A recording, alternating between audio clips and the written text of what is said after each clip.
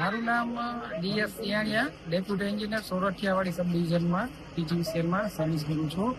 આજ રોજ જે ગૃહમંત્રીનો શ્રીનો પ્રોગ્રામ જે હતો કે 100 કલાકની અંદર જે આપણે કાર્યવાહી કરવાની છે, જે બુટલેગરો જે છે એના અનુસંધાને આજે મારા તાબા હેઠળના જે હેબર કોલોની વિસ્તાર છે એમાં આજે ભક્તિનગર પોલીસ સ્ટેશનના માર્ગદર્શન હેઠળ જે બુટલેગરો કે જેની સામે વધુ કેસ છે તેવાના ઘરે ચેકિંગ કરેલ અને જે વીજ ચોરી જેવું જણાયેલ છે તેના વિરુદ્ધ આપણે અત્યારે ચેકિંગ સ્લીપ પણ ભરેલ છે.